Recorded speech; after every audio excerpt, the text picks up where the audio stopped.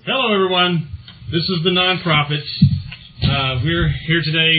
The show brought to you by the Atheist Community of Austin. I'm your host today, Vic Farrow. Jeff D. is on vacation. With me today is Jeff Jones. Hello. And Keryn Glasser. Hi. And, of course, our producer, as always, Russell Glasser. Hello. How y'all doing today? Great. Pretty well. How are you? Today's opening music was The Right Side of My Mind by Queensryche. Yes, I can't read my own writing here. This is live August 31st? 30th. August 30th of 2003. The Atheist Community of Austin is a non-profit educational organization promoting positive atheism and the separation of church and state. We have weekly meetings on Sundays at the Hot Jumble Bagel here in Austin at about 10:30, and the first Sunday of every month we have a lecture series, and this still says the Longhorn Room, but it's not. It's at the Austin History Center. That starts at noon. Right. 9th in Guadalupe. 9th in Guadalupe here in next to Austin. the library. ACA board meetings, second Sunday of the month. People who listen to this show probably aren't going to come there, so I'm going to skip over that. We have a Godless Gamers meeting every Monday night here at the home of Russell Glasser. ACA Happy Hour is at Antonio's. It's Antonio's Tex-Mex near, which is the southwest corner of IH 35-183. That's at 7:30 to 8 o'clock. Whenever you get there, if you are going to the happy hour, you just look for the table with a big fish on it, because one of our members conveniently brings this big fish that kind of flags us down. For more information about the ACA, call our voicemail at area code 512-371-2911, or visit our website at www.atheist-community.org. Also, if you're listening to this show live, you can connect to the chat room at www.atheistnetwork.com, and there's a chat link over on the left side. You can get on the chat room and communicate with us. And we always have this thing in the last few episodes about trying to get the record number of people on the chat room. So if you're listening, get on the chat room so we can count you. Anyway, that's about all the regular announcements I'm going to go through. First off, we welcome Jeff Jones and Russell. Sorry, you're not Russell, you're Keryn. Related, but not the same person. Lots of wacky religious news this week, and we'll probably go over a lot of it really fast, so pay attention. How about we start off with Jeff? Well, mine, the thing that I usually talk about on these shows has little to do with religion and more to do with politics. Yeah, we like that subject too. So, and there's of course a lot of going. Today, religion and politics was kind of getting a blurry line. You're so eloquent when you talk about politics. It's fun to read your stuff on the. I'm rather passionate in my opinion. Well, you sent a link to this letter that someone had talked about why I hate George Bush, and there was this letter, and I was like, oh yeah, I guess I do really not too fond of the guy either, but I never actually considered myself as hating him. Yeah, well, on our ACA mailing list that we have various topics that we discuss, politics being one of the ones we discuss rather frequently. It's gotten me in trouble many times. Yeah.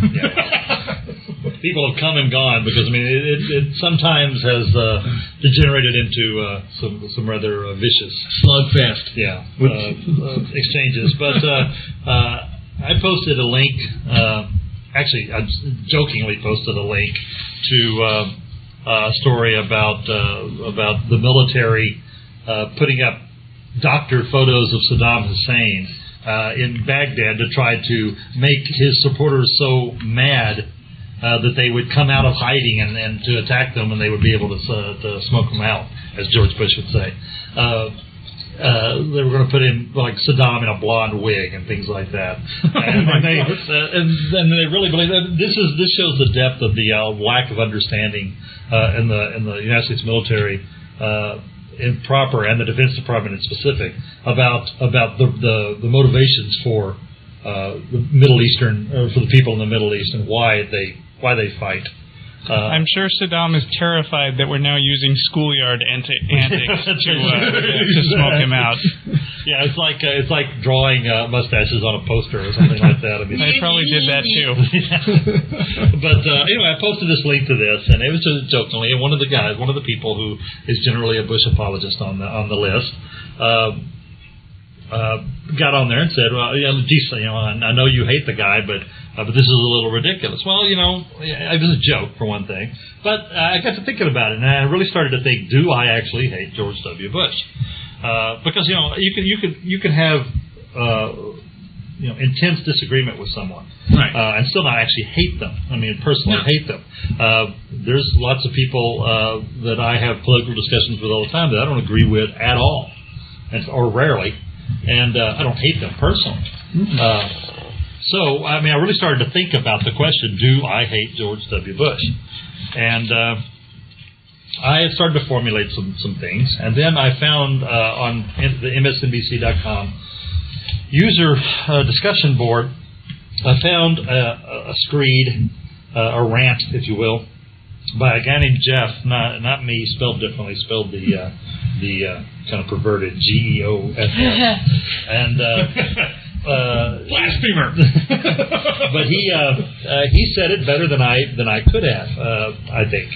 And it's just, by the way, the singer of our opening music is named GEOFF. Yeah. So those guys are out there, but we don't really acknowledge their presence. Yeah. But this guy, we all thought of that at the same time. This guy explained or said it better than I possibly could have, and so I posted a link to this on our message board, and I basically said the short answer is yes. I hate George W. Bush, and I think that hatred has gotten a bad name. I think that people think it's an irrational emotion. It's not an irrational emotion at all. There are very rational reasons to hate some things. Hate, whether it's injustice or poverty or racism or prejudice or whatever. Hating things is healthy. Hating certain things is healthy. Hating to the point of obsession is not. Yeah. And I don't hate George W. Bush to the point of obsession. I wouldn't give him the respect that would entail. Right. But I do despise the man, and I despise him for a lot of different reasons. And this piece explained or said in better terms than I probably would have why George Bush is a hateable person. Yeah, is there a link to this that people can go to? I didn't bring the link. Let's see if I grab it, because I printed it up. Yeah, I had to copy and paste mine because my printer was causing problems. Yeah, that's about what I just printed it out there, a print version. It didn't give me any information, so it's kind of long. I don't know if I want to actually read it here or there not. There were some excerpts. One of the things that stuck out to me was in the almost towards the end. He says something that the gut level intuition that leads me to label him an evil man rather than a merely despicable one is his casual contempt for human life. There aren't words to describe the horror I feel when I see Bush look into the nation's television cameras with that sadistic little smirk and tell us euphemistically that as half choking on a stifled snort of that our enemies, let's put it this way, they are no longer a problem to the United States, referring to people who are dead. And he gloats about this, and he does it frequently. He gloats about people being killed. Right. When he was governor of Texas, an example given in this is an interview with Tucker Carlson, where he mocked. What was her name? Carl Faye Tucker, who was on death row and about to be killed, and a lot of people were trying to save her life because she had found God and was supposedly a better person now. And I can totally, my personal opinions on the death penalty notwithstanding, I am extremely opposed to the death penalty for a variety of reasons. I don't care if she found God, though. Yeah, but that's not the reason. The reason is that the reasons for opposing the death penalty have nothing to do with the person becoming a better person. It's the person being a person and not giving the government the tyrannical authority to take the life of its own citizens, which is one of the philosophical reasons why I'm against the death penalty. But regardless of that, the state killing someone, whether you agree with the death penalty or not, should be a very solemn and thoughtful process. Right. It should, and Bush actually mocked her in this interview. Put forth a whiny voice, saying, "Oh, don't kill me, I found God," or whatever, and whatever he said. He actually quotes it in here. Let me find it. Right. Please don't kill me. that's what he basically said, just saying, please don't kill me, don't kill me. Yeah, he's doing a voice intentionally trying to sound squeaky and whiny. Which is just despicable when you're talking about someone who's about to lose their life. No matter what they've done, if we're going to put people to death in this country, we should do it with a certain amount of decorum and dignity. He had the opportunity to save her life. He was asked to do so by a lot of different people, including some people that are generally supporters of him, and he chose not to do so.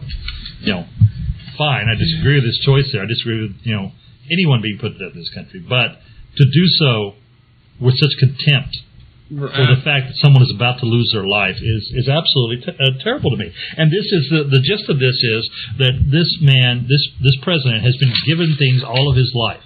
He got into Yale when he should not have. He had a C average, and he gets to go to the Harvard MBA program with a C average. No one else gets to do that. No, they didn't accept. If his father wasn't who his father was, he wouldn't have gotten to do that. But he didn't take advantage of any of these things. He's given opportunity after opportunity after opportunity, and he doesn't take it. He doesn't step up to the plate, and he shows no responsibility for all the gifts that have been given. That's exactly right. And same thing in business. Once he got out of Harvard, he was set up in business by friends of his father and by his father, and he failed in virtually every one of them. He's a poster child for what my father used to tell me. He says, "But son, if I had $1 million, I wouldn't buy you a damn thing." Yep. Because you wouldn't respect it. That's right. Because it's been given to him all his life, and he really doesn't understand what it's like to be a real person in this. No, in this as a matter of fact, he's quoted by a religious clergyman. I forget what his name was, but saying that he had asked one time. He said he didn't understand how poor people thought. Yeah, because he's never had to deal with it. No, he's never been poor. Even now, with an economy bad, there's no risk to George Bush's security. And there's no risk to the people that George Bush is influenced by. Right. And no risk to the people that hang around, that he's always hung around with. Economic times. Yeah, that's right. They don't suffer. No matter how bad it gets. This isn't 1929. Right. The stock market crash doesn't destroy them anymore because the stock market has built-in they things fixed it after they fixed it after that. So they're really in no danger. They may lose a little money. Their profit margins won't be as high as they normally like. Yeah, instead of being worth $600 million, they're only worth $200 million. Well, whoopie-doo. They've lost $400 million. Sounds terrible, but they've got $200 million. They just have no concept. Now, how do you address someone who says, "Well, you just got rich man's envy"? You just envy them because they're rich. Why you hate them so much, or why you like I say, there should be national health care, and we get fought from that from corporations who and healthcare industries, or not healthcare, but insurance companies. We get fought hard for that. And when you argue that there's a reason for there to be national health care, and it would actually reduce the cost of health care overall over the long term. Well, you just want to take from the rich. You just don't like rich people. Yeah, well, no, I aspire to be a rich person. Yeah, I would love to be a rich person. With our delayed reaction, we've got a comment from the chat room about him mocking the woman on death row. They said, don't blame Bush. His natural voice is squeaky. This is very, very true. And he was exaggerating that at the time. Yeah. I don't think we should turn rich people into poor people, but I think that rich people have a greater obligation to support this country through taxes than other people. We have an example in one of the founders of this country of Benjamin Franklin, who by his own ingenuity made himself rich. Yeah. And he came from nothing, made himself rich, but then he turned around after he had made his own fortune, and he started to give back to the community. He started to make sure that there was community things like the fire department in Boston is pretty much the creation of Benjamin Franklin.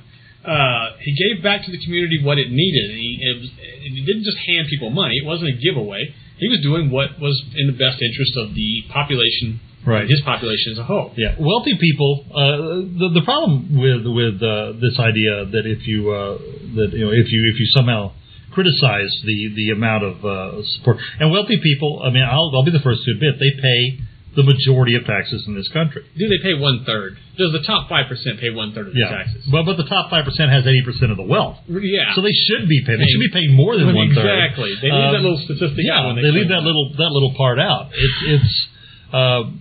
So, wealthy people in this country over the course of this administration and the ones before Bill Clinton have gotten their taxes cut time and time again. Mm-hmm. And they always said that the reason why that you cut taxes for the wealthy, and that money it's a trickle-down theory. It'll trickle down to other people, that they'll invest more, things like that. But it doesn't work. It hasn't worked. It didn't work in the 20s with Hoover, and it doesn't work now. Then Bill Clinton gets to be the president. Didn't work in the 80s. No, didn't work in the 80s. Every time in our entire country when we've had like an economic depression and they've ever tried that because we had a Republican in office, it never worked. That's right. It doesn't work. But I mean, the way that they keep saying just give it a little more time really approaches religious faith in a way. Yes. How much time do we have to give What is faith? It's belief in something without any evidence. Let's wait till half the people in our country have died because they've become homeless and starving, and they have no political rights. We got 40% uninsured right now. We got working people. I'm uninsured. Working people with jobs. They always say you aren't uninsured, but you must have gotten a bad job. Well, you get what job is available to you. All right. Right now in this economy, you certainly do. You get what job is available to you, and most of those jobs don't have health care. I have a master's degree in college, and I don't have a job that gives me health care. I don't have a job that gives me any benefits at all whatsoever. My wife was working on a PhD, and when she spent 6 months looking for a job. I know so many people that have master's degrees or doctorates that are working at like Mervyn's or can't even get a job at Mervyn's. Right. But, when Bill Clinton took over the presidency, he raised taxes on the wealthy, and to a man, economists on the right side of the political spectrum and politicians on the right side of the spectrum said it was going to be a disaster, that it would send the economy into a recession, and things would just go terrible. Instead, it brought about the strongest growth this economy has seen in a century, and it did it because that money was reinvested into the structure of the United States, the infrastructure, the things that it was invested into tech companies, giving them low government loans and grants and things like that to start up, which caused jobs. Which the highest job growth we've ever had in this country was under Bill Clinton. The highest, the best turnaround in the economy was under Bill Clinton, and he did it by raising taxes on the wealthy. The wealthy have this idea that they pay so much in taxes already. Well, compared to other countries in the industrialized free world, they pay nothing. The highest tax rate in Britain is 80%. Of course, they argue against that. It's like, well, do you want to be one of those other countries? We live in America. It's so great here. Well, but it's not so great here. It's not so great unless you're rich. Yeah. You're one of them. It's great. Yeah, America is a great. I love America. It's a great country to live. I'm very patriotic. But the patriotism doesn't mean blindness. I mean, you can look around and see what the policies of this president has wrought. The worst unemployment. If your president is a religious lunatic, then patriotism means blind faith. Yeah, that's right. That's right. I mean, they're already willing to believe in ridiculous concepts such as virgin birth and burning bushes that aren't consumed and things like that. And Bush doesn't lie. Yeah, and Bush doesn't lie. Right. But we've really gotten off on a tangent here. But we're talking about Bush. We can go on for days. Well, there's so many things, and we haven't touched on the war and the quagmire that Iraq has already become in a few short months. But, I feel like, and I guess I don't, until recently, haven't really paid attention to the news too much, but it seems to me like the news was generally kind of in favor of Bush, kind of saying that he was, he knew what he was doing, or let's give this a chance. And I'm now starting to see stories on the news where they're saying, well, it's starting to show up evidence that, this tactic he's taken is a total disaster, that we are at the highest national debt that we have ever been in history. Right. That that this war $70 billion into this war. There was an article that George Bush was $70 billion. We could have bought health care 3 times over. That's right. I know. That George Bush was saying that he knows that the war or the economy is doing bad right now, but everybody was demanding that we go to war. So it's it was the government, the media. He said that the media was the drumbeat to war. The drumbeat. Well, who was causing this drumbeat to war in the first place? It's amazing how the willingness of this administration to lie and to revise history, and they're doing it. I don't know if anyone's seen this, but on the White House webpage. They make changes when it's found out that they've lied, they just remove the things without any kind of saying, yeah, okay, well, this wasn't right. But they just take them off like it never happened. Did you have something, Russell? We've got another wacky quote from the administration this week. Oh, no. Oh, yeah. It's almost as good as last week's. This administration is a comedian's wet dream. Yeah. And this guy has loads them with stuff. Well, last time we talked, Bush was blaming it on the media. They shouldn't have been saying drumbeat to war all the time. It scared all the investors away. This week, we finally found out why those weapons of mass destruction continue to evade us. Oh, really? Frustrated at the failure to find Saddam Hussein's suspected stockpiles of chemical and biological weapons, U.S. and allied intelligence agencies have launched a major effort to determine if they were victims of bogus Iraqi defectors who planted disinformation to mislead the West before war. Okay, so get this straight. Sneaky people from Saddam's regime came to George Bush and said, yeah, he really does have weapons of mass destruction, even though they didn't, so that they would be attacked. Right. We want the United States to attack. Well, there's that. The way I read the story was that Saddam had put this information into the hands of people who came over here and believed it was true, so that they could pass lie detector tests. Mm-hmm. And so when he comes over here, he's giving them false information, sends them over here, and then as they're defectors, scary finger quotes. It says, the goal, according to a senior U.S. intelligence official, is to see if false information was put out there and got into legitimate channels. And we were totally duped by it. He added, we're re-interviewing all our sources of information on this. That'll help. This is the entire intelligence community, not the U.S. It's this massive conspiracy that was put out by Saddam Hussein. This is a prime example of he made us go to war against him. Yeah, and the leap there, the leap in logic there of why Saddam would try to convince the United States that he did have stockpiles of weapons of mass destruction is beyond my capabilities to understand. They're just lying left and right, openly, flat out. And it's coming out. How many story after story comes out on a weekly basis. Well, unfortunately, the media lied. This thing is not true. But how many people? Information was false. How many American soldiers have died since George Bush declared the 200 war over? 20-something? It's almost... No, it's more than that. It's more now since the war was declared over than we've already killed 138 were killed during the war, right? And I think we're up to 140 now. So we're talking about almost 300. But there's one or two every day. Well, yeah, one or two a day. And if we stay there for a year, calculate that figure. But you know what we're not hearing from the media, and I put the blame for the entire failure of the Bush administration and for this war.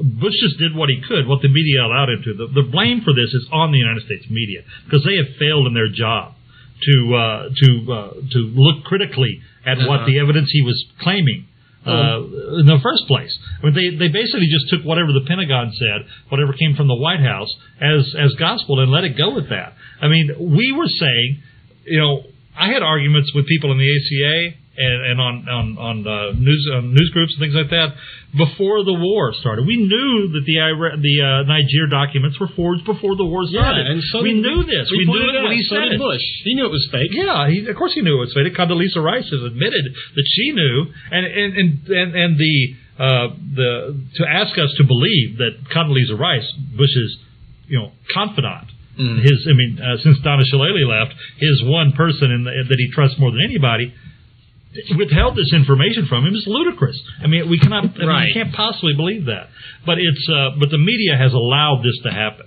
They've allowed George Bush since 9/11 to basically get away with anything. Okay, now why would they? What would be their interest in allowing this to happen and not critically examining it or not saying anything else? It's easier, and there is no liberal media. It's a myth. Yeah, their interest. The media in this country is owned by conservatives. And the reporters may be liberal, many of them, but the editorial boards and the people who own the papers certainly are not. Yeah. So they just run lockstep. Have you heard, did you see that Al Franken, Bill O'Reilly square off a while back? Twice. It was so much fun. Although I have to say that the Molly Ivins did a better job of putting him in his place without actually going all off like Al Franken what I'm did. just remembering is that Al Franken had something to say to start with, which I think is very true. He said something like, a lot of people ask if the problem with the media is that they're too liberal, and I say that's like asking if the problem with Al Qaeda is that they use too much hummus in their or too much garlic in their hummus.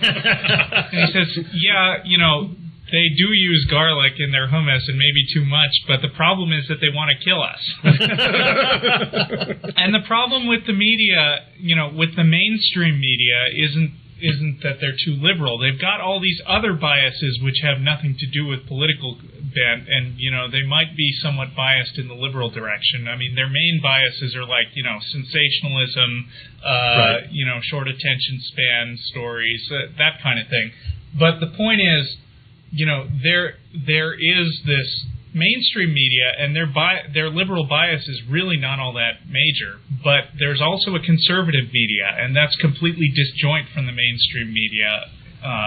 The conservative media is completely, blatantly unabashed about being biased. Right. Yeah. And makes no attempt. This is one of the things. This is why liberal, magazines. And website. One of the websites I go to frequently is Slate.com. Slate.com was started by Michael Kinsley, who used to be on the Crosstalk or whatever that CNN show is, the Point Counterpoint show. Used to be the liberal side of that show. Okay, he left to do this online magazine, Slate.com. It's a very good magazine, but they set about to do a news magazine that looked at issues through a liberal viewpoint. Well, but for some reason liberals have this idea that they have to be fair, unlike conservatives who have no concept that they need to be Those fair. liberals are wrong, we're right, and that's the way it is. Yeah, you don't see liberal guests on Rush Limbaugh. No. And you see hand-picked liberal guests on Bill O'Reilly. Bill O'Reilly doesn't have, say, Ted Kennedy come on. You don't see articulate liberals coming on that show. You see the straw man. You see the straw man he can knock down. Exactly right. But the Slate actually has conservatives that are regular columnists on there, and they try to have a fair, balanced look at news. You mean fair and balanced more than just a slogan on the TV? Yeah, more than just a slogan on TV. But what Russell says is absolutely true. The reporters in liberal, and many columnists may have a liberal bias. But that's overridden by the fact that war sells papers. Yeah. War gets viewers on TV. War is what something like major news like that is what drives news and what makes them huge amounts of money. That and sex scandals. And sex scandals, right. So that's what they concentrate on. And when there was a possibility of a war happening, they weren't going to do anything to mess that up. No. So are you saying Bush was right? March to war, march to war. Yeah, that's exactly right. But to a degree, I mean, there's plenty of blame for this to go around. There's plenty of blame. You can't point it just. But have the media been doing their job, like they did, during Vietnam, for example? We may not have had this war at all. Yeah, I mean, if you think about it, I mean, there was a worldwide protest with millions of people who said, "No, this is the wrong thing to do." Yeah, and a lot of those were here in the United States. I, in fact, attended one of those. I'm pretty sure I was in. It was a while back, though. My memory's kind of short, man. Too much water. The media has a job to do, and they've done it in the past. They certainly did it with Clinton. Oh yeah, they're certainly willing to go after Clinton. I thought it was funny that the worst they could get on Clinton was that he lied about a sexual affair and got caught, which should have been him and Hillary's business, but that made a big national news and an impeachment. Bush has lied repeatedly and about war, and people have died for it, but you don't hear any call to impeachments, and you won't as long as we have a conservative like the Congress. slogan says, no one died when Clinton lied. Yeah. My favorite Bush lie is, I'm a uniter, not a divider. That's right. Yeah, he's a uniter of his rich crony friends who will give him lots of money so he can run for his campaign. Well, he's a uniter in the sense that he hopes that everybody will eventually stop holding any views that will be contrary to his. Yeah. And he puts to lie the idea that there is such a thing as compassionate conservatism. It doesn't exist. It's an oxymoron. what Bush does, and this is Bush with a willing. I see here, Farron Balanced has just joined the chat. Well, welcome. We have 11 people in the chat right now. Moving on up. That's give 11. occasional updates. And we need, 21, 22? Yeah, to break our previous record. We need 22. Of course, Jeff would be pissed if we did it without him. That's right. We're going to throw it anyway. Let's bring him on. Come on, guys. But now that we've gotten around to the subject of Iraq, I mean, look at what's happened in that country. I mean, look at where we stand now. Like we said, more American soldiers have died since Bush, did his little flyover with the little parade on the parade with the military uniform he had no right to wear. Which they made a doll of afterwards. Yeah, I saw that. But see, here my theory is that doll, if you buy it, the trouble is you buy it and then it'll disappear for a year and a half and you won't know where it's at. Uh-oh, Fair and Balanced says, yeah, well, you can't use that phrase or I'll sue you. Okay, so here's what's going on in Iraq is we took over their country. We spend all of our money, which we don't have, to go to this war, which was supposed to somehow trigger a better economy for us. I don't know why. We have this huge national debt. He gave all of these tax cuts to the rich, which I didn't see a penny of. And we have no money, and he will not give any money to the poor, to social services, to anything like that. Right? Funding I heard a statistic that now they're looking that Iraq, if it's going to get back on its feet, we're going to give them $8 billion. Where did he find $8 billion for them? Oh, it's much worse than that. I want a job. It's much worse than that. It's much worse than that. Bremer, the guy who's running things over there, said in an interview this week that it is impossible to overestimate what the rebuilding of Iraq will cost. Oh, my It's impossible to overestimate. Think about what that says. Why won't he rebuild our country It's a blank first? check. Tens of billions of dollars. They're saying that to rebuild the water system of Iraq alone is going to cost $16 billion. Billion. Yeah. Okay, just to rebuild the water American system. contractor prices. Yeah. Oh, yeah. Speaking of which, I got a story here. There was for a long time leading up to the war, there was an Iraqi blogger. I don't know if you people aren't familiar with what a blog is. It's basically a way that you can put up a website. It's become very popular. It's a way you can put up a website and just put your thoughts on there, basically, and it puts a timestamp, time and date stamp on there. You can link to stuff, and a lot of people have made political blogs. And there was a fellow in Iraq who was actually running a blog before, leading up to the war. Just an Iraqi citizen, leading up to the war, during the war, and after the war. And for leading up to the war, he was like a right-wing darling. I mean, like Drudge linked to him, Fox News linked to him. Everyone this guy, because he talked about how bad it was under Saddam, and he mentioned that a lot. Mm-hmm. How bad it was under Saddam. So they thought, oh, this guy's, he's great for us, So they linked to him and talked about him all the time. I heard him mentioned several times. I don't even know his name. No one actually knows his name, as far as I know. He's just this Iraqi guy who had this blog. And he may have, purposely not had his name up there, so Saddam wouldn't find him, right? And trust me, when we talk about what we think went wrong in Iraq and why we think that attacking Iraq was wrong, we're not defending Saddam. Saddam was a bad guy. I have no problem with Saddam. He was a bad guy in the 80s when we were giving him chemical war. That's right. And he was still a bad guy, but, my general view is his neighbors, if he was such a bad guy, his neighbors should have rose up and got rid of him themselves. We shouldn't have to do it. And there are other bad guys out there that we're ignoring. Mm-hmm. North Korea comes to mind. So this guy, this Iraqi blogger, was posting all these things on there, but leading up to the war, about how terrible it was over there. Well, he posted. Drudge stopped linking to him. Fox News stopped linking to him. They don't mention him anymore because he's not posting things they want to hear anymore. I've got 1984. Yes, never exactly. existed. That's right. I've got two entries of this fellow in here. Now, take this with a grain of salt. This is a guy in Iraq, and whether this stuff is true or not, but the guy's there. And I've gotten some. My brother-in-law just came back from Iraq. He was in the Third Army there, and in fact, he's a scout in one of the first Americans non-special forces Americans actually across the border when the war started. He just got back from Iraq, and he verifies that it is chaos over there. It's not in any kind of shape that we could consider. And Wolfowitz even this week admitted to a French news magazine that they grossly underestimated what it would take to rebuild Iraq. What's he doing talking to them damn Frenchies? What did Martin call them? Something cheese-eating surrender monkeys or something like that? Something like that. Yeah, that was special. But anyway, here's a couple of entries from this guy that I think are very telling about the situation in Iraq. He starts with a quote by Paul Bremer, the guy who our guy over there running things is. And Bremer quote says, "Iraq is not a country in chaos, and Baghdad is not a city in chaos." Paul Bremer. Here's this starts with the Iraqi blogger's words. "Where is this guy living? Is he even in the same time zone? I'm incredulous.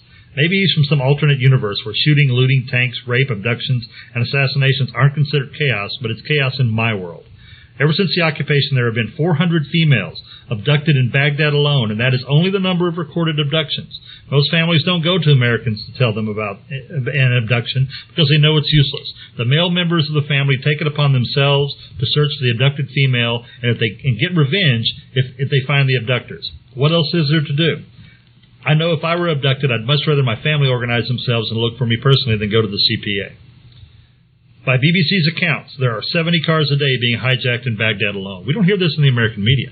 70 cars a day, 400 women abducted, most likely raped and murdered, very, very possibly, because who knows if they've returned to their families, if they've been released, or what's happened to them. We don't know because we don't hear about it. The BBC is apparently paying at least attention to the car hijacking. 70 cars a day being hijacked in Baghdad alone. It's worse than L.A. Oh, yeah. It's a cakewalk in L.A. Once again, the Iraqis' words. "And now we've just had some shocking news. Mohammed Bakir al-Hakim was assassinated in the holy city of Najaf. Mohammed Bakir al-Hakim was the head of the SCIRI, Supreme Council of Islamic Revolution, in Iraq. They don't know who was behind it, but many believe it is one of the other Shiite religious factions. There's been some tension between al-Sadir's followers and al-Hakim's followers. Another cleric, al-Sistani, also had some interesting things to say against al-Hakim." Okay, so let's look at what this says. Okay. I've got a story on that if you want to follow up afterwards. Okay, yeah. I'm sure you've all heard about the massive explosion. It was yesterday, I believe. I think so, yeah. That killed. I've seen conflicting reports. I saw between 95 and 125 people dead in that so far. I saw 95 on one source, 125 on a couple others, so I don't know for sure. But a whole bunch of people dead, a bunch more wounded, including this fellow Mohammed Bakir al-Hakim, who, by the way, lived in Iran for a long time and returned to Iraq. And I mentioned this to some people, and I think I mentioned it on this show several weeks ago, that he was someone to watch because this guy was calling for Americans to leave and a theocracy to form. This guy wanted a theocracy. He was somewhat cooperating with the United States, but he was calling for United States soldiers to leave, to let Iraqis run the government, and the government they wanted. And he's right in this. The government the Iraqi people want is a theocracy. They don't want a democracy. They want a theocracy.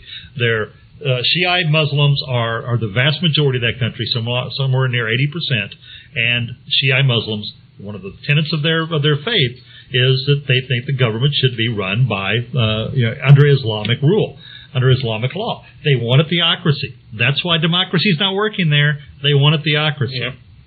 And it's eventually going to come down to Iraq turning into another Iran. Right. That's exactly what we're making here. Except that we're basically keeping a presence there, and we're going to have to do it forever. Exactly, we'll never leave. No, but what we basically got here is we came into a country that was the most secular country in that region. Okay, and probably when you get right down to it, one of the country's less threats. Yeah, exactly. Against, to the United States weren't interests. Any fundamentalist Islamists there, because Saddam would have killed them too. As has been mentioned by comedians all over the country this last few weeks, Bush got what he wished for. There were terrorists in Iraq before, but they're damn sure there now. Yep.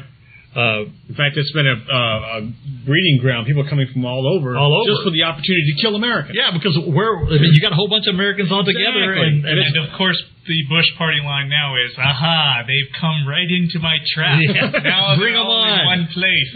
Bring them on. That's as I planned from day one. Don't you remember? I said I'm attacking so that terrorists will come to Iraq. Yes, that's what I said. Oh my goodness! Yeah. And here's, we look at it and say, well, how could this administration have done this? They must have really thought that Bush or that Saddam was a threat to the United States. Maybe they were wrong, but they must have thought. Well, there's a lot of things to be said about that. For example, what's coming out now from the American intelligence community, that Bush basically, the administration basically just cherry-picked the intelligence they wanted that supported them and ignored the vast amount of intelligence that was not supportive of them, that said things like Iraq wasn't trying to buy uranium in Niger, that there was no evidence for actual weapons of mass destruction there. No connections to Al-Qaeda. No connections to Al-Qaeda. No, certainly no connections to 9/11. No. Which his administration never come out and said. But they always tried to link. They always used 9/11 as an example. And I'll never forget in the State of the Union speech Bush's words about we cannot wait until a mushroom cloud forms above an American city. Yeah, it was a scare tactic. He used what he knew was garbage, was erroneous, and this is where he lied. One of the many times, but this is the big one. He used the picture of an American city being hit by a nuclear bomb. Mushroom cloud. Yeah, to sell his idea of going to war, because he knew that if it gave us the real reason, we wouldn't support it.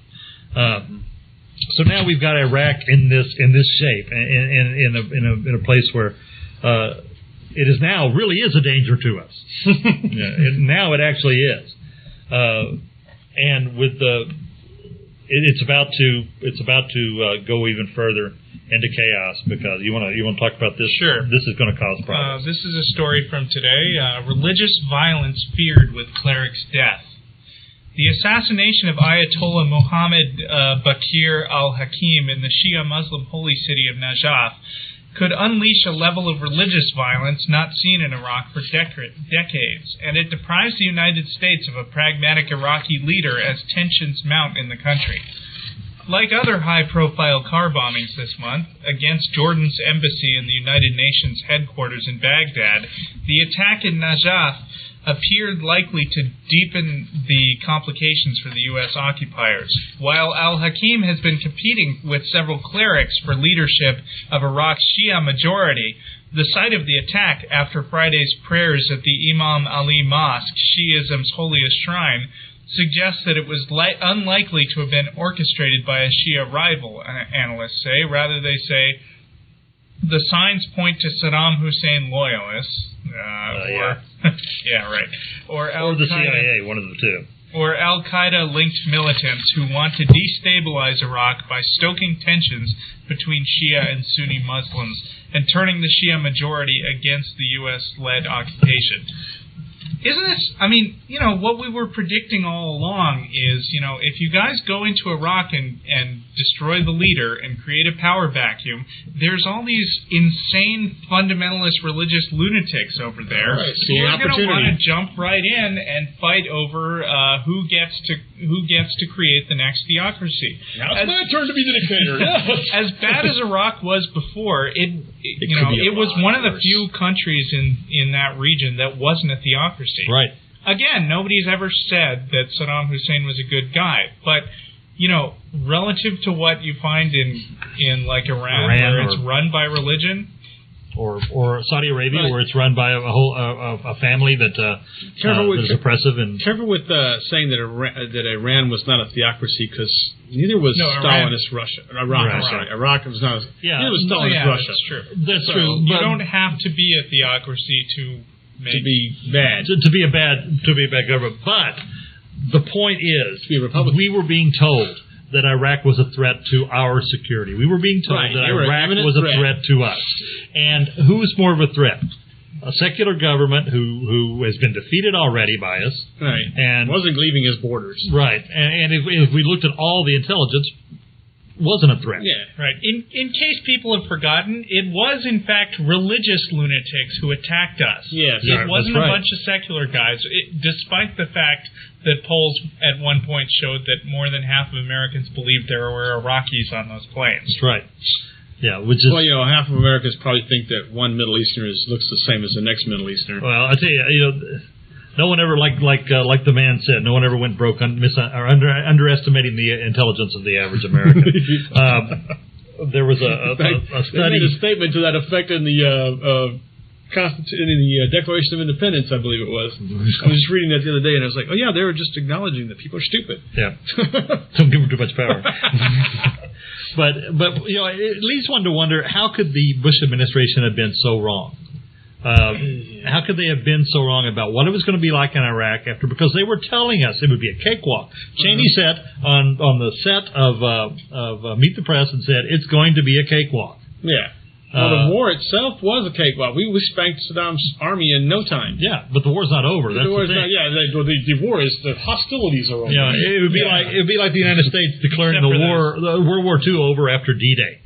The war's over. We got back in here in Europe. We're here now. The war's over. Well, the war's not over. We're leaving our troops in there, and we're still fighting with the body bags are coming home. And here's unless the war's really over. The war's really over. But unless you read other sources of media besides the American media, you don't get the full picture of what's going on over there. Read BBC. BBC is controlled by the British government, and they're still more accurate about what's going on over there than the American press is. I read an article, I wish I'd have brought this, but I read it. It was on a BBC report with a British colonel in Iraq who said that the British troops alone were being attacked on the average of 17 times a day. 17 times a day. The only ones you hear about in this country are the ones where American loses his life. That's the British troops. How many attacks are the Americans facing every day? American soldiers are being wounded. They're being hurt. They're being killed. Only times we hear about it is when they're being killed. Right. We don't hear about all the attacks. No. So over here we think, well, they're isolated incidents. They're not isolated incidents. No, we're still at war over there, people. No, there's a wave of people coming from all these Islamic fundamentalist places thinking it's there's a great an place isolated to kill. incident just about every day of the week. Yeah. Well, anyway, we've gone on enough about George Bush, and I'm starting to feel a little ill. How about some homegrown wacko lunatics? Because let me guess who that is. Would he be a judge? Oh, as a matter of fact, he's your favorite judge. Oh, your friend and mine. Boy, Roy Moore was in the news a lot this week, but with any luck, this may be the last time we can say that. Yeah. Well, he's a loser until he's elected some office or in Alabama. Appointed something. Yeah. Well, but let's face it, it's Alabama. So I mean, how I suspect that there will not be as big a news week for Roy Moore for quite a while, at least. Yeah. So I've got actually 4 different stories about Moore, which highlight something different, but I'll try to sum them up.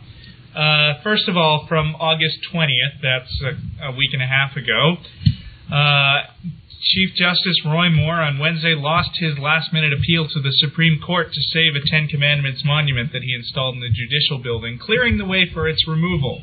The High Court rejected Moore's emergency plea for a stay, declining to be drawn into a dispute over whether the 5,300-pound granite monument violates the Constitution's ban on government promotion of religion.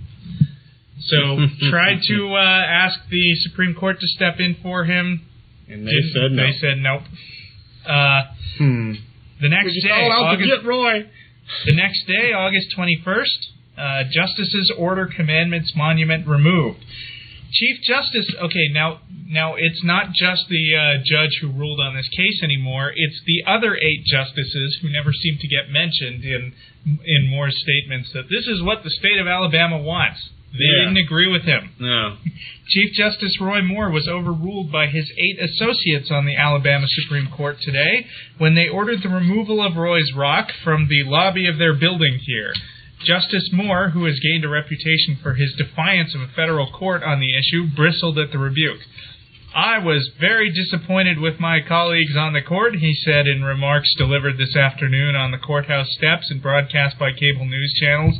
But let me assure you, the fight to defend our constitutional right to acknowledge God must and will continue. I'm trying to find the part where he threatened to jail them. Oh, yeah. That was the really funny part. Well, he came in and he found that they had put up a partition in the courthouse to hide it from view. They hadn't even removed it or anything yet. And after he put up the partition, he said, I'll throw you all in jail. The problem is you don't want to make that kind of threat when you're outnumbered 8-1. Yeah, well, you mentioned that the people of Alabama want this. Well, it turns out that's not exactly true because in a letter to the editor...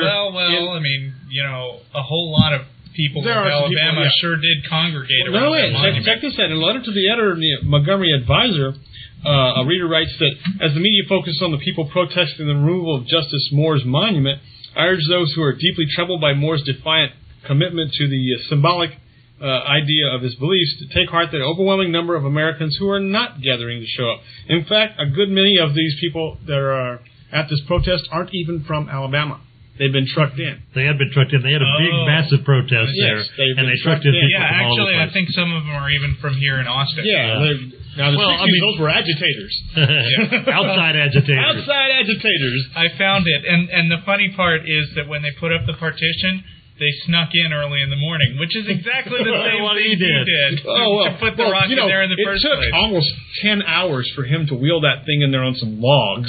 Yeah. And they removed it in 10 minutes. It was 2 hours from the time the moving company showed up to the time it was moved. Well, be fair, they didn't have a moving crew. They just had a bunch of a bunch of lunatics. Who couldn't figure out to go get a goddamn have you seen DJ Kennedy? I don't think he could lift. No, he ain't gonna lift anything. But there's 4 guys with some 2x4s and a pallet jack. They jacked it up on there, got it up on the pallet jack, wheeled it the hell out. Yep. All right. So the moment we've been waiting for finally happened 3 days ago. Oh, and when did Roy Moore get suspended? Oh, that was last week, wasn't it? Last week. Suspended before the monument was removed. Yeah. Yes. I guess not before that 21st story happened. Commandments monument removed from court. This is August 27th. The 2.5-ton granite monument of the 10 Commandments was wheeled from the rotunda of the Alabama Supreme Court building Wednesday as protesters knelt, prayed, and chanted, "Put it back!" Didn't work.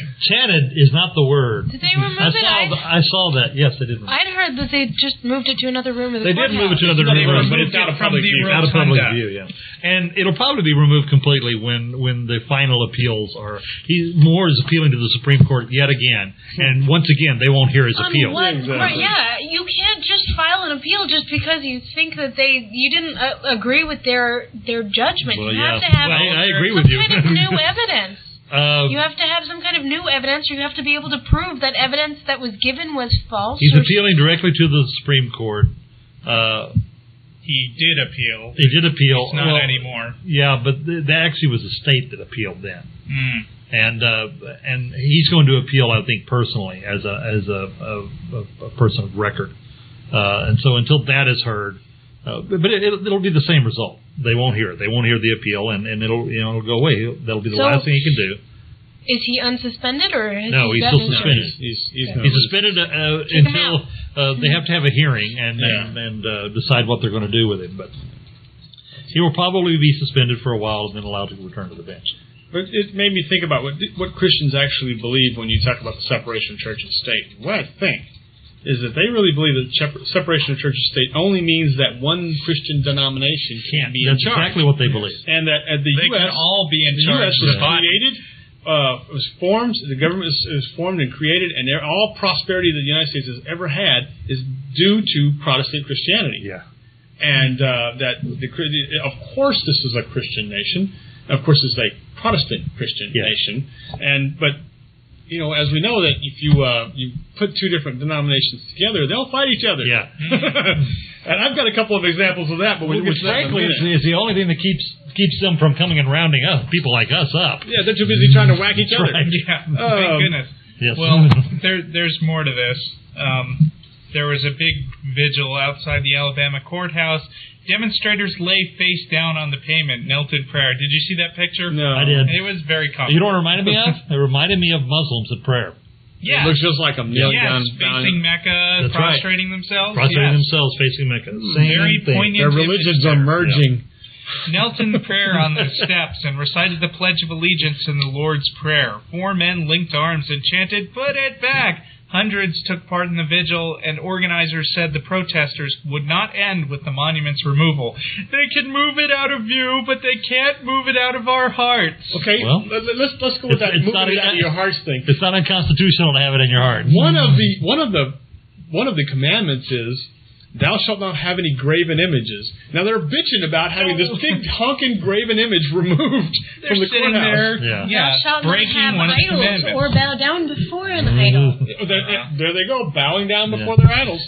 I don't think they actually believe half. What is offensive, most offensive to me, is the argument they use that it should be there. The same argument that Judge Moore used, in that they claim that the United States gets its laws, it's the moral authority for its laws from the Ten Commandments. They claim that the basis of our law comes from that From document. God in that document, yeah. And it's just so. Martin did this thing last week on the television show. We have a weekly television show here on cable access that called the Atheist Experience, and he was talking about the Ten Commandments. And he went through and he got the Ten Commandments in the Constitution, and he was reading through them, and it's like, okay, all these lists of Ten Commandments, which one of them are actually relate to law here in America? We can find two.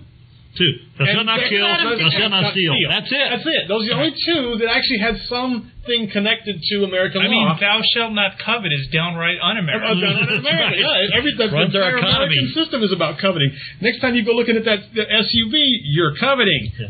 It's ridiculous. The idea that God, that morality or law comes from the Ten Commandments is absolutely ludicrous. Oh, yeah. I mean, are they trying to say that before Moses came down from the mountain with the Ten Commandments, that it was okay within the Jewish tribes to kill each other, that it was okay to steal each other's stuff, that it was okay to sleep with each other's wives? I don't think so. No. I mean, and the country they were the country they were fleeing from, Egypt, had the same rules. This actually never happened, but the company that they say the Bible says they were fleeing from, you couldn't kill people there either. You couldn't steal their stuff.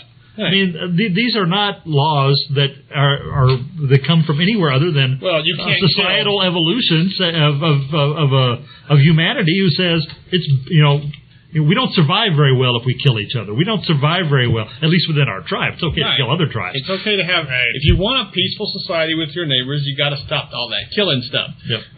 But it's okay to kill if you're like one of those nitwits that think that abortion doctors are murderers. Right. You have a call from God to kill them, like Paul Hill from where was he from? He's from Florida. Florida, because Governor Jeb Bush has just refused to halt the execution. Even though he's been asked to halt this execution. Of Paul Hill? Of Paul Hill. Well, but he's not going to, because Paul Hill actually has said that he is glad that he murdered the doctor. And he would do it again if he got out. Please. One thing I heard about the protest, although I didn't see this in any news stories, is that people were putting on T-shirts with the Ten Commandments and standing where the monument used to be. And they think of this as civil disobedience. But they're idiots, because, I mean, you're allowed to wear a T-shirt and stand in a public place. Exactly. There is no law that says you can't do that, because you're not, if you're acting as an individual and not, I mean, these people just don't even understand the issue at all. No, not at all. Not at all. And they're not going to get it either, because they're not government officials endorsing something in a public capacity. That's the point. Right. And if this Ten Commandment monument was actually what Alabamans wanted, if this is actually what these people wanted, then why did Moore have to bring it in under the cover of darkness in the middle of the night and not tell anybody else about it? No, he didn't tell the other 8 justices on the board. Why did he have to do this in the middle of the night? Why couldn't he have just said, "I'm doing this"? He called a press conference, said, "I'm doing it. Come watch." Because he knew. He knew it was doing wrong. He knows it's unconstitutional. It was picking a fight. I don't know. Maybe he thought it was going to be a surprise. It was going to be a gift. He was going to roll it in, and then every day, everybody would wake up in the morning and come to work and see this big monument that was there. It would be just like in The Grinch, so where they find out they have all their presents. That's right. That's it. Well, some of our favorite television preachers have both made comments on this. One being Falwell, and the other being Pat Buchanan. Falwell said something that a federal judge ruled that the monument violates the hypothetical separation of church and state.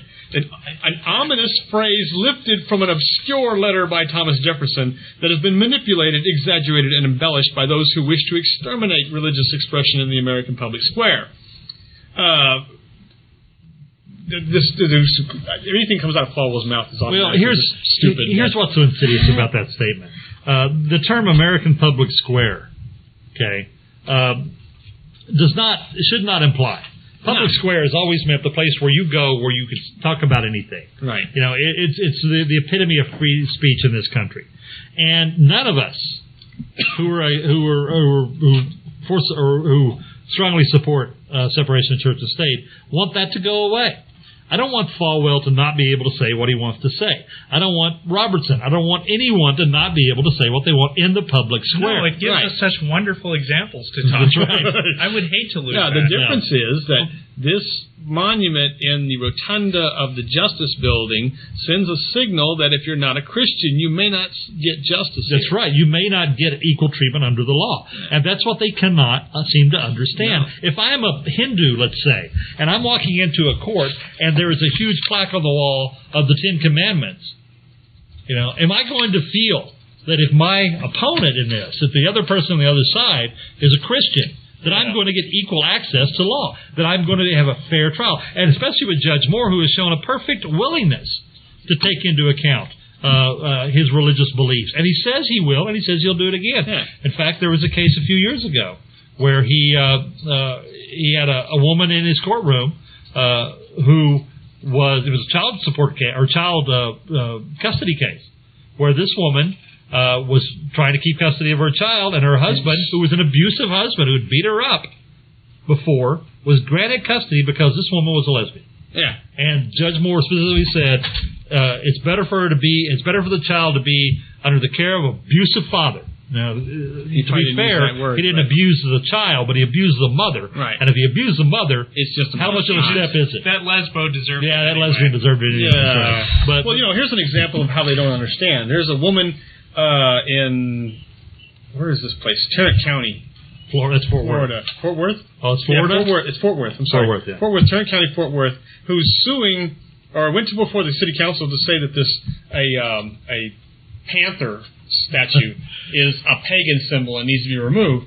And she says that the pagan statue is an insult to Christians everywhere, and I respectfully request its removal.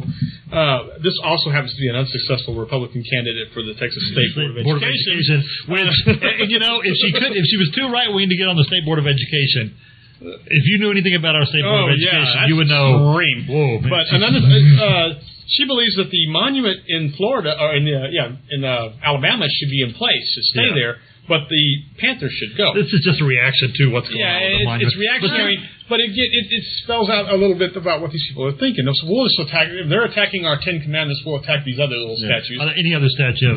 She calls it pagan, but the reason why, and if you go to Fort Worth, you find all kinds. It's like going to San Antonio, Texas. Yeah, there's Alamo. Every other business is named Alamo. Okay. Exactly. Well, in Fort Worth, they have football teams named after Panthers. Because the police have a patch with a panther on it. And the reason why is because way back when Fort Worth was an old cow town and was just starting to grow, a guy came out, a famous person. I don't remember who it was.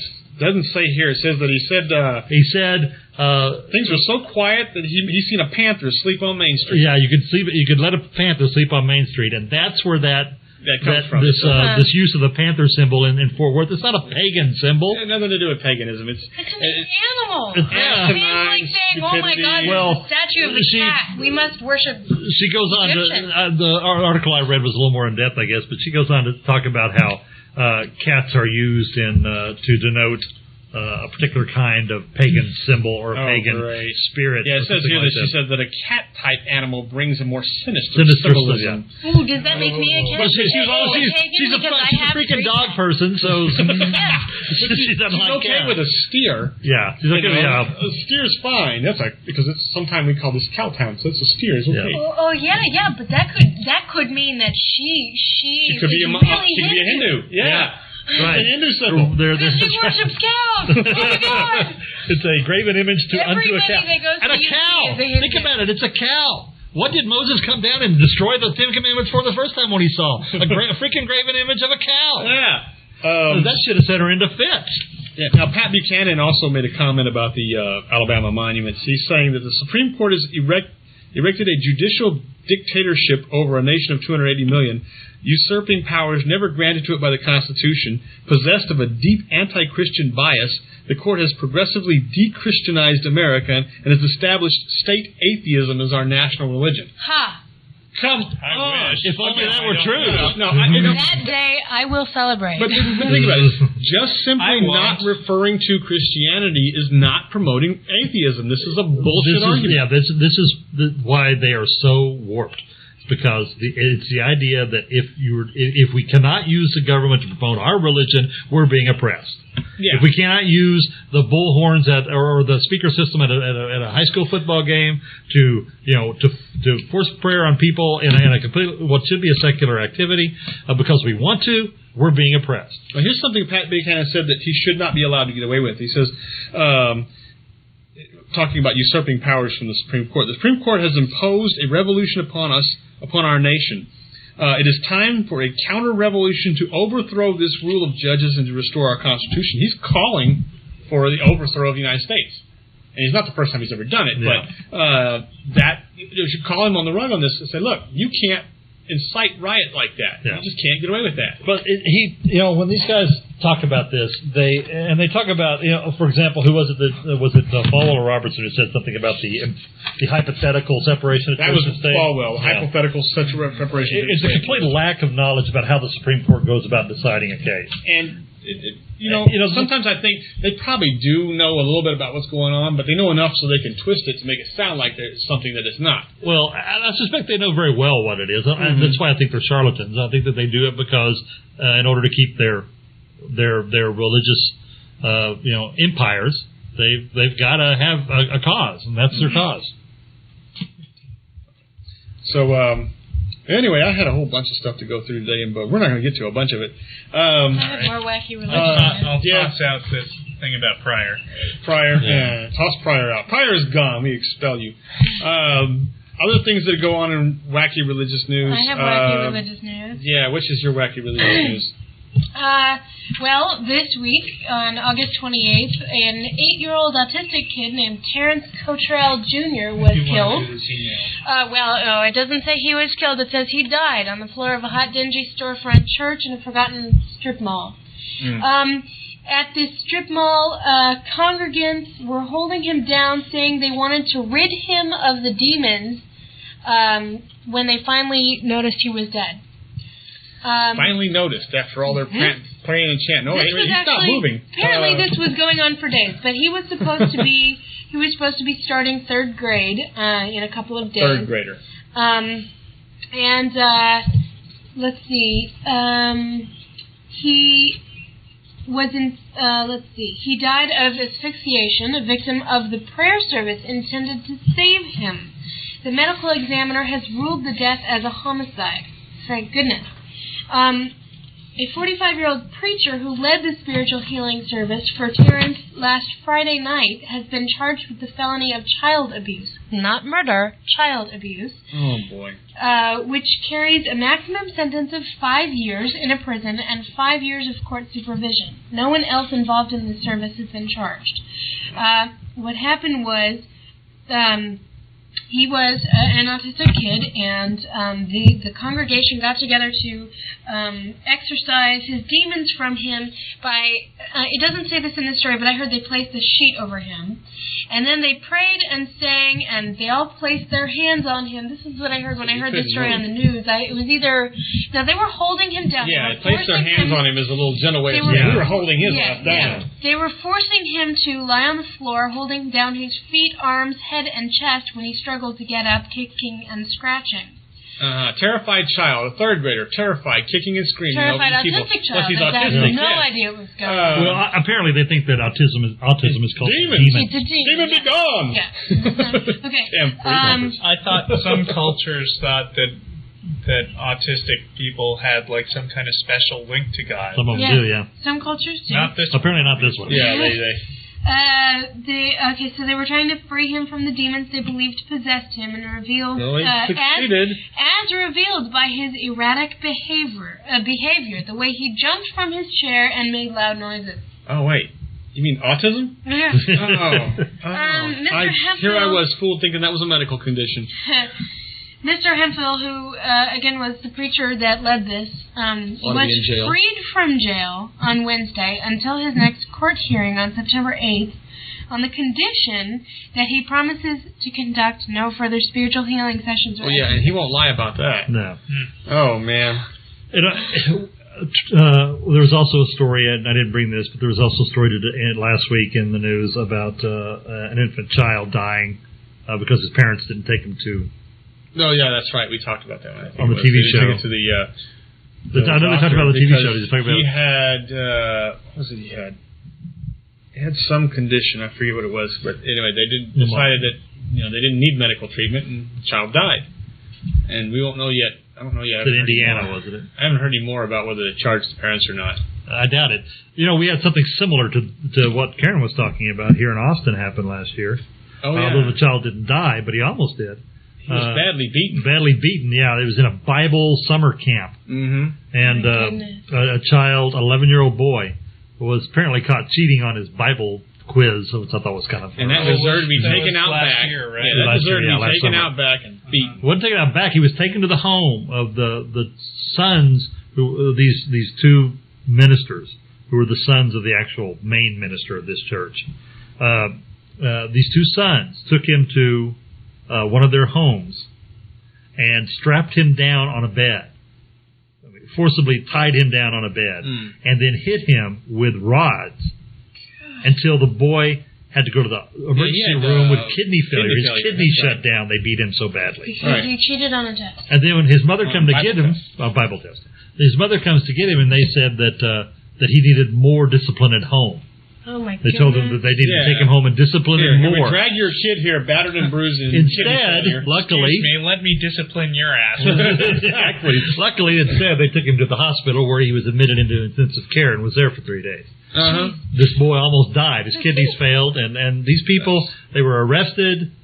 Still hasn't come to court, but they're back teaching this year. Jeez. They were back teaching. They had some group protested them. We didn't know about it until I saw on the news, or I damn sure would have made sure some of us were there. They were back teaching again this summer in the same summer camp. The thing about this story is that the way the religious people presented is that there was a kid who was possessed by demons who they were going to exorcise him. They covered him in a cloth and placed their hands on him. Right. And mysteriously the boy stopped breathing. They don't say... I can't imagine how that happened. They weren't tried for murder. They were tried for child abuse, which at least they were tried. Okay, that's good. Well, they're being charged. They were charged, yes. But, well... It's sad and it's disturbing, and we're running out of time. So we're going to get you some letters. I'd like to mention our next show is 2 weeks from now. Just reminding people, our schedule is every other week, not the first, third, and fifth Saturdays. Okay. Anyway, that'll be September 13th. September 13th is a new live show, and in between that time, you'll hear reruns of the shows you're hearing now. Right. We have letters. People write us letters. I got Sometimes a letter. we read them. Hey, Russell. Quill of Numenor here. That's a regular listener and chatter. Wanted to drop this news story to you guys in case you hadn't heard about it. I didn't hear about it on the news or anything, only through my atheist community on my live journal. Apparently, a few weeks ago, CBS News reporter Bob Schieffer, did I pronounce that right? Schiffer made a comment on Face the Nation that there are no atheists in foxholes. A lot of us atheists got mad and sent him email. I'm proud to say one of those emails belongs to me. This has been a good month for free thought. And then he gave me a link to the resulting page where Bob Schiffer himself wrote, "Last Sunday I took a swipe at the political leaders who were playing the blame game over who was at fault for the blackout, while the people who were caught in the blackout were putting politics aside and just helping each other cope. And I remarked that a long time ago someone said that in wartime there are no atheists in foxholes. Well, I didn't hear from any partisan politicians, but I did hear from scores of atheists, two of whom said they were in the military serving in Baghdad. In various and no uncertain terms, they reminded me that freedom of religion also means the right not to believe, and they said my remark unfairly challenged the sincerity of their views. I am a believer, and that is central to my life, but they are correct. They have every right to their belief, and I would never challenge that sincerity. On this one, we all come to the table with equal expertise, so to all of you who took offense, I can only say that none was intended, and I regret a poor choice of words." Well, let me amend that slightly. I direct those words to all who write, except the guy who capped his criticism by calling me a doddering old retard. He has my personal invitation to suff it. So, way to go, Quill of Numenor. I hope this shows that, writing to people who say ignorant things does help, but don't be personally insulting. Exactly. Like it also helps if you write to challenge somebody who says something personally insulting by being really nice to them. That's right. Kind of point out where they went wrong, but kind of have a nice letter. You'll get a little further than that and then saying, "Hey, you freak! How dare you say something like that? I ought to send a bullet to you." Right. Often they just don't know any better. Yeah. Yeah. I mean, it is. And no atheists in foxholes is kind of a throwaway line people use, and they really don't think about what they're saying. But what it does is it does exactly what the fellows that wrote from Baghdad said. It implies that we're not sincere in our beliefs. That the only reason we are atheists is because we haven't been faced with a difficult time in our lives when we needed God. How much time we got left? I'll say 6 minutes. 6 minutes, cool. I can do this story because I wanted to do this story all week. And I heard it on one of those conservative talk radio shows, and it took me a while to find it because I didn't know where it was because I only heard a portion of the show. But apparently there was a 5th grade teacher in Pasadena, Texas that had her 5th grade students write letters regarding school finance. And she took these letters to her representative, and there was a big old firestorm over that because apparently she coached them on what to say. Now, the story I got off the conservative was that this lady was propagandizing these students, and she was using them to further her own little political agenda, and that these 5th graders have no business talking about finance. They can't possibly understand any of it. And it basically was saying that 5th graders are stupid. Yeah, they're just little kids who are stupid. Now, I thought, okay, great. There's a teacher here who's taking the time to engage her 5th graders in a lesson on civics and how to contact representatives, and what could these letters have that 5th graders could say in them that would be all that trouble. I mean, they would talk about it as a 5th grader. And even if she did coach them on ways of presenting a letter, that's still good. Well, it turns out that's not exactly what happened. Apparently she did do a little more coaching than she should have. She stepped a little bit over the line, making a comment about the representative's son committing suicide, which made its way into the students' letters. And this is what the representative itself was actually upset about. But I really got kind of annoyed at this concern. I don't even know which one it was, because I turn the radio on when I get in the truck, and I'm usually not in the truck more than 10 minutes. And they're pretty much all the same. And you've heard one, you've heard them all. But he's ranting and raving, and I got kind of offended at him calling these little 5th graders too stupid to be dealing with anything like a civics lesson. But as it turns out, this teacher, having cut a deal with the school board, has essentially been fired over this. Now, to my mind, this is an issue where okay, she stepped a little over the line and it deserves a reprimand. She should be saying, okay, yeah, don't do that again. But this is a teacher with an impeccable record up to this point. And they're going to fire her over this. I think that's a bit harsh. I think that, and not to mention, are we really that overwhelmed with teachers applying for jobs that we need to fire one that's got an impeccable record? Come on. And so, yes, she did cross the line. There was some punishment that needed to be done there, but firing her was extreme. And by the way, her name was Vicki Williams. And he was a Republican congressman. And the Republican congressman... That matters, really, but it does. The Republican congressman... But it's not surprising. No. But even though, having the little quip... I haven't seen any of these letters that the children wrote, but they swear that most of them are just talking about saving PE and stuff like that. What you'd expect from a fifth grader. Yes. But that a few of them had injected this comment about his son's... And his son committed suicide in 79. There's no way these kids could know about that. Yeah. So the teacher's in trouble for that. I just think that the punishment didn't meet the crime. I think the teacher should be in trouble for that. Yeah, she should be in trouble for that.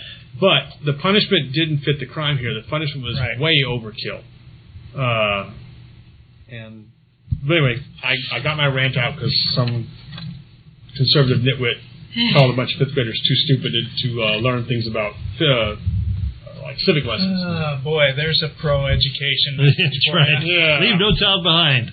They're too dumb to follow anyway. I could go off on that for a while, but we don't have a while. So. Yeah. Well, folks, 2 minutes. All right. 2.5. 2.5 minutes. We'll try to squeeze in a couple of things here. Or we could just leisurely say goodbye. Yeah.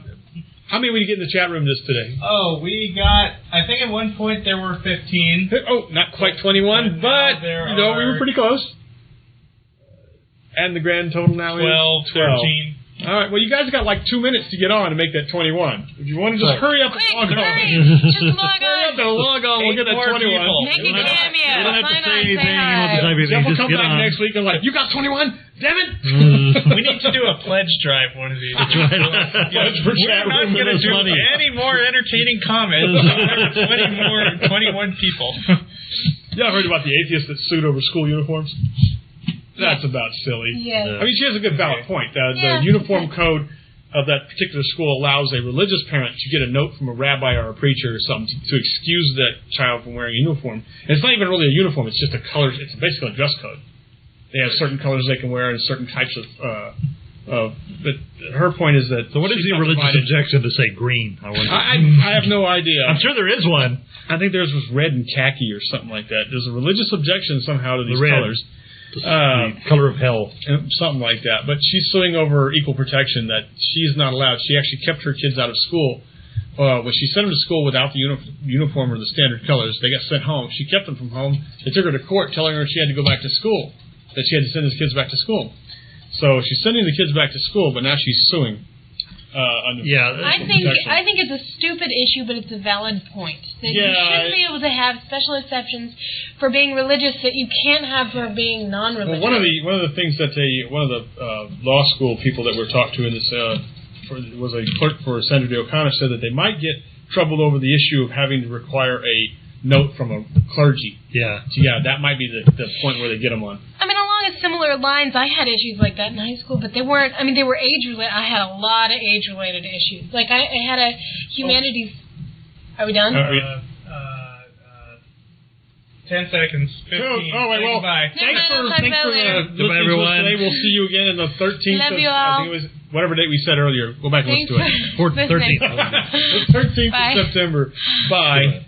Oh, thank you, Jeff, and thank you, Keryn, for Thank you.